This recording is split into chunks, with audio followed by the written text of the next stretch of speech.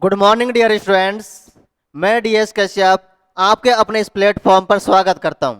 आज हम स्टार्ट करने वाले हैं नया कोर्स नेम है अपना RPSC first grade and second grade. ठीक है, RPSC first grade and second grade mathematics. अच्छा सर, ये RPSC first grade and second grade में काम आएगा क्या जो अपन पढ़ेंगे? नहीं, जो अपन पढ़ने वाले हैं ना RPSC first grade and second grade, RPSC first and जो सेकंड ग्रेड अपन पढ़ने वाले हैं, ये अपने काम आएगा। कौन कौन सी एग्जाम्स में काम आ सकता है? देखो, ये काम आ सकता है आपके केबीएस में, एनवीएस में, ईएमआरएस, एचटेट, इन सभी के टीजीटी पीजीटी है ना, टीजीटी पीजीटी। ज्यादा कुछ अंतर है नहीं है, अपन जो पढ़ेंगे उसी में सब कुछ आ जाएगा ये ना। जैसे ईएमआरएस, केबीएस, एनबीएस, एचटेट वगैरह, आजकल ईएमआरएस की भी वैकेंसी आने लग गई ना, तो ईएमआरएस में भी अपना काम आएगा। ठीक, अपन जो पढ़ने वाले हैं वो इतनी सारी एग्जाम, इसके अलावा और भी जितने भी अपन फर्स्ट ग्रेड सेकंड ग्रेड की मैथमेटिक्स से कोई से भी स्टेट ले लो, उन सब में अपना ये आने वाला है। जैसे यूपी टेट हुआ, हरियाणा स्टेट, जो कुछ अदर स्टेट हुआ, कोई सा भी ले लो, बिल ये आने वाला है ना। तो ऐसा नहीं है कि सर ये 4-5 एग्जाम का नाम लिखा है तो इन्हीं में आएगा, नहीं। जहां भी फर्स्ट ग्रेड सेकंड ग्रेड का नाम आता है मैथमेटिक्स का, तो वहां सब कुछ ये अपना काम आने वाला है। ये तो वही बात अपने कोर्स की कि कहाँ कहाँ अपना यूज हो सकता है। ठीक है, अब अपन बात करते हैं कि टॉपिक कौन सा टॉपिक लेंगे अपन, है ना। अपन सबसे पहले पढ़ेंगे सेट रिलेशन एंड फंक्शन से। कहां से पढ़ेंगे अपन? सेट रिलेशन एंड फंक्शन से। तो सेट रिलेशन एंड फंक्शंस देखो, ये तो हटा देता हूं। अच्छा, इनके अलावा और भी कई काम आ सकता है क्या अपने? जैसे आरपीएससी में फर्स्ट ग्रेड सेकंड ग्रेड हुआ, संस्कृत डिपार्टमेंट हुआ, वो भी तो आरपीएससी में आता है ना अपना, तो ये इन सब में काम आएगा ना। तो देखो, सबसे पहले अपन क्या पढ़ेंगे? Set relation and function. Set relation and functions में भी अपन सेट स्टार्ट करेंगे। सेट को पहले स्टार्ट करने का एक रीजन भी है। देखो, अपन कोई भी किताब उठा के देख लो, फर्स्ट ग्रेड उठा के, फर्स्ट ग्रेड के अंदर, या किसी बीएससी उठा के देख लो, या 11th 12th उठा के देख लो, या आप लोग जब एमएससी वगैरह या किसी भी कहीं भी उठा के देखो, सबसे पहले आपको ये सेट कहीं ना कहीं दिखाई देगा ही देगा। समझ में आया? इस वजह से अपन सबसे पहले सेट रिलेशन एंड फंक्शंस देखते हैं, क्योंकि ये कई टॉपिकों के अंदर इंक्लूड होता है। जैसे अपन ग्रुप थ्योरी वगैरह पढ़ते हैं, वहां भी इसका उपयोग होता है। और इस ये तो एक नॉर्मल सब वो है, मतलब बहुत सारे टॉपिकों में इन्वॉल्व होता है ये। इस वजह से अपन सबसे पहले इन्हीं को पढ़ेंगे, सेट रिलेशन एंड फंक्शन के बारे में। ठीक है, तो अपना टॉपिक का नाम डालो, देखो, सेट। और घबराना नहीं है, बिल्कुल अपन कंप्लीट पढ़ेंगे, है ना। सेट के बारे में इसका एक एक पॉइंट पूरा पढ़ेंगे, मतलब बारीकी से पढ़ेंगे, जीरो लेवल से हाई लेवल पढ़ेंगे। ऐसा नहीं है कि आपको, आप लोगों को कुछ छूट जाएगा या कुछ बचेगा, नहीं। आप बेफिक्र होके पढ़िए। आप बिल्कुल भी ये मत चाहिए कि सर बाहर का पढ़ लें या कोई और चीज पढ़ लें। भाई थ्योरी के अंदर तो इतना एनफ है, और बाकी आपकी श्रद्धा है, आप कुछ भी और भी अदर बुक्स वगैरह पढ़ने वाले हो या कुछ और भी, बाकी आप लोगों को यही मिल जाएगी। जितनी भी आप बुक देखोगे ना, वो सारी बुक्स का कलेक्शन अपन ये थ्योरी के अंदर करा ही देंगे। तो मुझे नहीं लगता कि आप लोगों को कोई दूसरी बुक्स वगैरह देखने की जरूरत है। फिर भी अगर आपको लगता है कि सर देखना है, तो आप आराम से देखिए ना। ठीक है, मतलब अपन पढ़ाएंगे, जीरो टू हाई लेवल चलेंगे, सारा कुछ आएगा। जो बच्चा आज पहली बार पढ़ेगा, या जिसने कुछ नहीं पढ़ा है, 4-5 साल से छोड़ रखा है, अगर वो भी पढ़ेगा ना, तो उसके भी बिल्कुल समझ में आएगा। और जिसकी तैयारी अच्छे से वो कुछ प्रैक्टिस करना चाहता है, तो उसके तो समझ में आएगा ही, सीधी सी बात है। तो मतलब सभी बच्चों के लिए हेल्पफुल होगा ये ना। ठीक है, तो देखो अपन बात करते हैं सबसे पहले सेट की। सेट को अपन बोलते हैं समुच्च। क्या बोल लेते हैं इसको अपन? समुच्च। अच्छा, इसकी डेफिनेशन देखते हैं, सेट होता क्या है। डेफिनेशन देख लेते हैं एक बार इसके बारे में। तो देखो, डेफिनेशन देखते हैं अपन इसकी।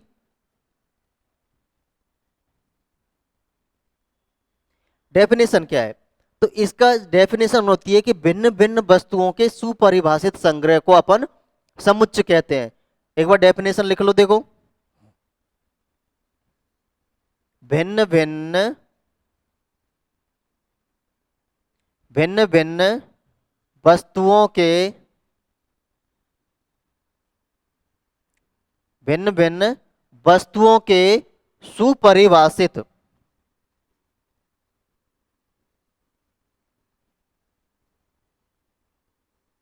भिन्न भिन्न वस्तुओं के सुपरिभाषित संग्रह। संग्रह कैसा होना चाहिए? सुपरिभाषित होना चाहिए ना।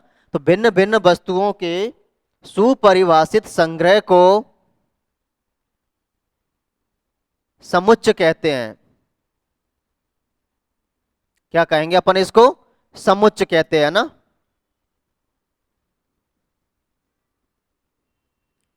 भिन्न भिन्न वस्तुओं के सुपरिभाषित संग्रह को अपन क्या कहेंगे? समुच्चय कहेंगे। अगर इसको हिंदी में इंग्लिश में लिखे तो अपन a well defined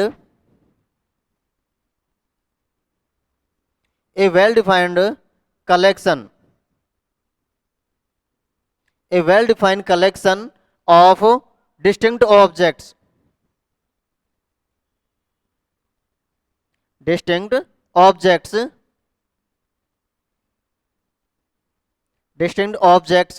is called a set.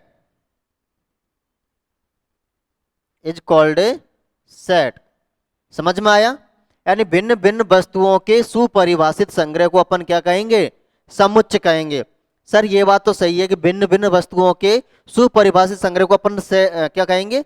समुच्चय कहेंगे। लेकिन इसमें जो शब्द आए हैं इनका क्या मतलब है? इनमें जो शब्द आए हैं इनका क्या मतलब हुआ?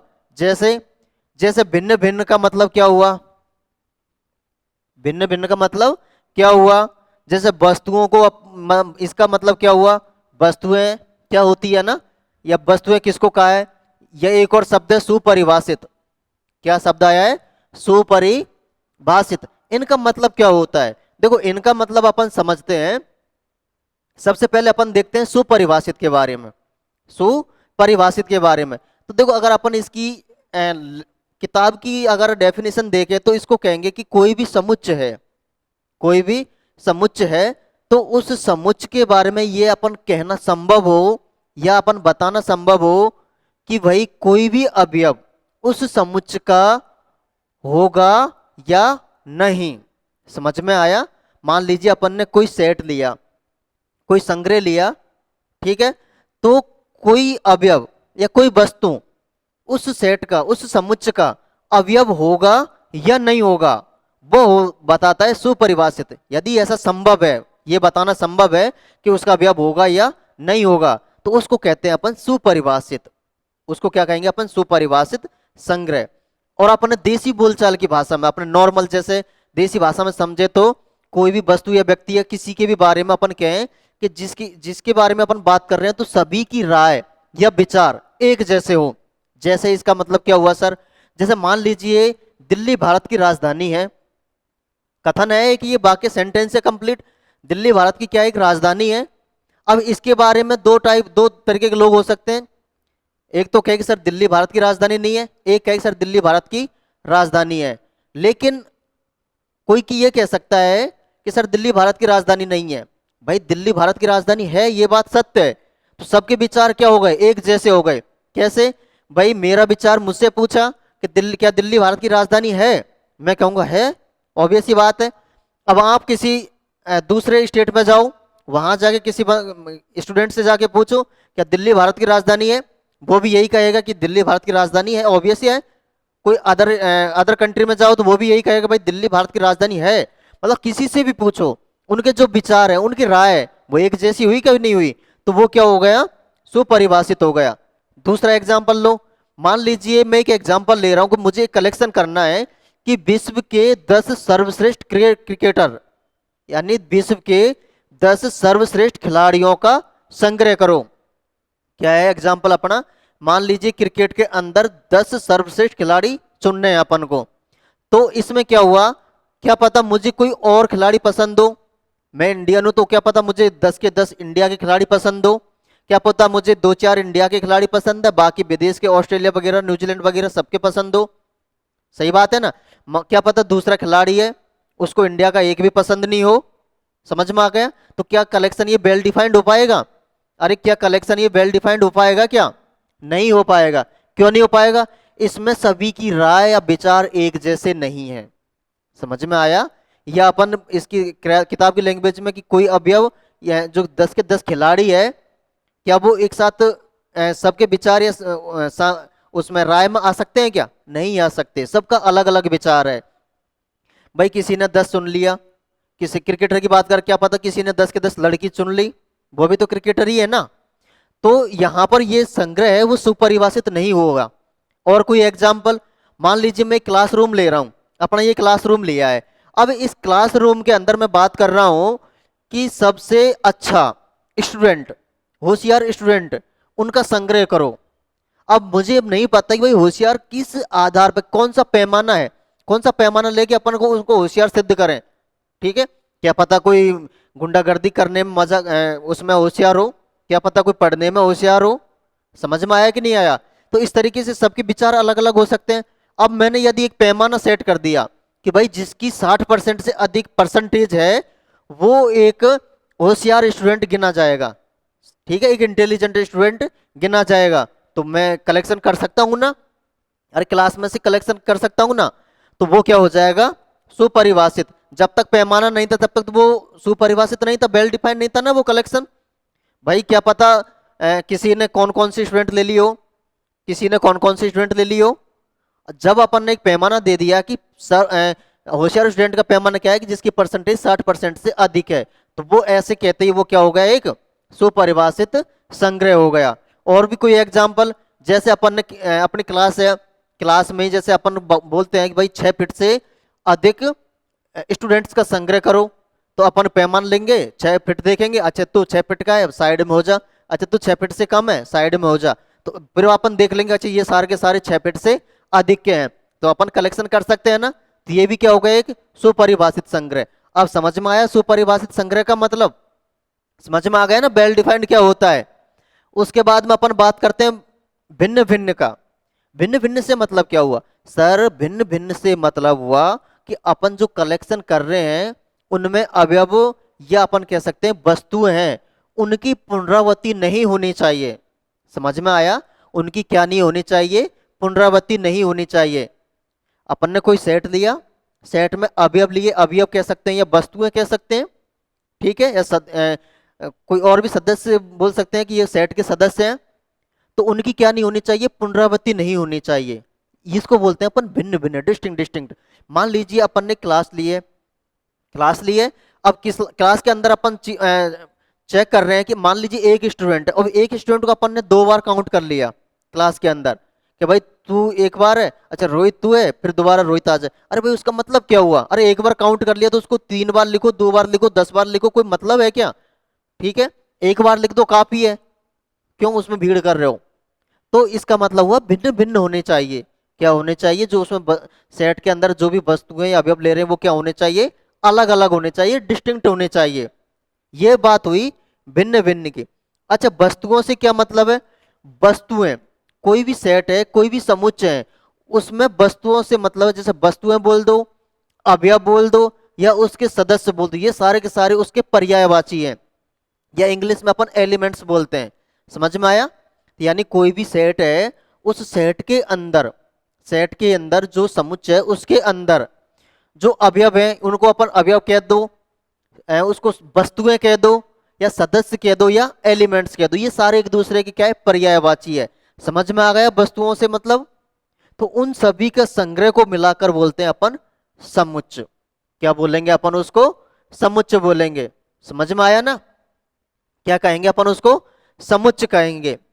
ठीक है, क्या ये लिखवाने की जरूरत है क्या मुझे सुपरिभाषित संग्रह क्या होता है? सुपरिभाषित संग्रह से तात्पर्य है कि किसी समुच्चय में ये कहना संभव हो या बताना संभव हो कि कोई अवयव उस समुच्चय का सदस्य है या नहीं। ये मतलब हुआ सुपरिभाषित संग्रह का। और भिन्न भिन्न वस्तुओं से मतलब है, भिन्न भिन्न से मतलब है कि समुच्चय के अंदर जो वस्तुएं हैं उनकी पुनरावृत्ति नहीं होनी चाहिए। और वस्तुएं, अवयव, सदस्य या एलिमेंट्स एक दूसरे के पर्यायवाची है। समझ में आया? अच्छा एक बात बताओ, जो सेट है क्या उसको किसी नाम से डिनोट कर सकते हैं क्या? तो जो सेट है उसको अपन अंग्रेजी वर्णमाला के बड़े अक्षर द्वारा व्यक्त करते हैं। अंग्रेजी वर्णमाला का जो कैपिटल लेटर है ना उससे व्यक्त करते हैं अपन सेट को। सेट को किससे व्यक्त करेंगे अपन? किससे व्यक्त करेंगे अपन? अंग्रेजी वर्णमाला के बड़े अक्षर द्वारा। ठीक है, तो देखो इस बात को चाहे तो आप लिख लो कि समुच्च को, ये समुच्चय है ना, समुच्च को प्राय, समुच्च को प्राय अंग्रेजी वर्णमाला, अंग्रेजी वर्णमाला के, अंग्रेजी वर्णमाला के बड़े अक्षरों द्वारा, अंग्रेजी वर्णमाला के बड़े अक्षरों द्वारा, बड़े अक्षरों द्वारा व्यक्त किया जाता है, बड़े अक्षरों द्वारा व्यक्त किया जाता है। जैसे जैसे जैसे अपन एग्जाम्पल लें, देखो जैसे अपन ने एग्जाम्पल लिया ए बी सी, या कोई एक्स वाई जेड ले लिया इत्यादि, कुछ भी ले सकते हैं ना कैपिटल लेटर में।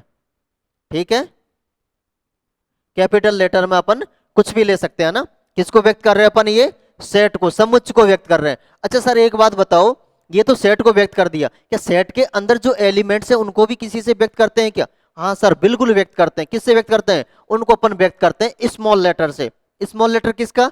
अंग्रेजी वर्णमाला के छोटे अक्षर से व्यक्त करते हैं। तो इस बात को भी लिख लो आप लोग, समुच्च के अवयवों को, समुच्च के अवयवों को लिख लो, इस बात को, समुच्च के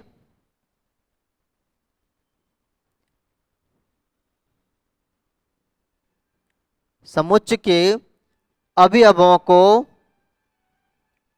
प्राय अंग्रेजी वर्णमाला, प्राय अंग्रेजी वर्णमाला,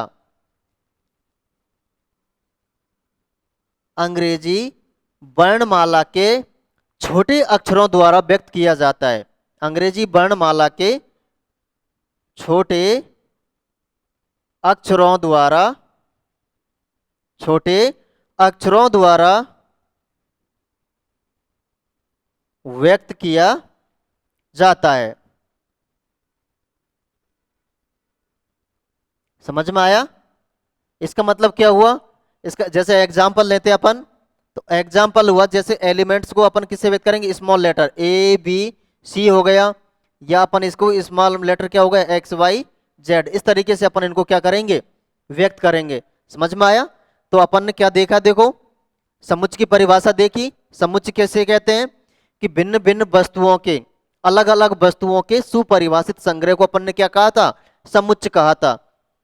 जहां पर अपन ने सुपरिभाषित संग्रह, भिन्न भिन्न वस्तुएं या वस्तुएं, इन सब का अपने अलग अलग मीनिंग देखा था, इनका अर्थ क्या होता है। उसके बाद अपन ने देखा है कि जो समुच्च है, समुच्च को अपन अंग्रेजी वर्णमाला के कैपिटल लेटर से व्यक्त करते हैं। ठीक है, और उनके जो अवयव हैं, उन अवयवों को अपन किससे व्यक्त करते हैं? स्मॉल लेटर से। ठीक है, अब एक चीज और समझ लो आप लोग, ये क्या है? अपना बेसिक है, अपन बिल्कुल जीरो से पढ़ेंगे, बिल्कुल नहीं भागेंगे ना आगे आगे। तो देखो मान लीजिए कोई एलिमेंट किसी अवयव का सदस्य है, कोई एलिमेंट किसी अवयव, कोई एलिमेंट है किसी सेट का सदस्य है, तो अपन उसको व्यक्त करेंगे ए बिलोंग्स टू ए। मान लीजिए ए जो है, स्मॉल ए है, वो किसका सदस्य है? ए का। इसको बोलेंगे अपन ए बिलोंग्स टू ए, यानी ए सदस्य है ए का। ए सदस्य है, ए सदस्य है ए का। इसको इस तरीके से पढ़ते हैं अपन, है ना? ठीक है, यानी इंग्लिश में क्या बोलेंगे अपन? A belongs to, A belongs to A, यानी स्मॉल है वो किसके अंदर बिलोंग करता है? ए के अंदर, ए के अंदर। जैसे अपन ये स्टूडेंट है, अब ये सारे के सारे किसके अंदर बिलोंग कर रहे हैं? इस क्लासरूम के अंदर। ठीक है, इसका मतलब ये यानी कि ये स्टूडेंट वो किसके अंदर बिलोंग कर रहे हैं? क्लासरूम के अंदर। ठीक है, और यदि इसके अंदर ये बिलोंग नहीं करता तो अपन इसको बोलते हैं ए does not belongs to A, यानी ए जो है, ए सदस्य नहीं है किसका? ए का। पढ़ते हैं ना? किस तरीके से पढ़ते हैं अपन इसको कि ए क्या नहीं है, सदस्य नहीं है किसका, ए का। इसको इंग्लिश में बोलेंगे तो इंग्लिश में बोलेंगे A does not belongs to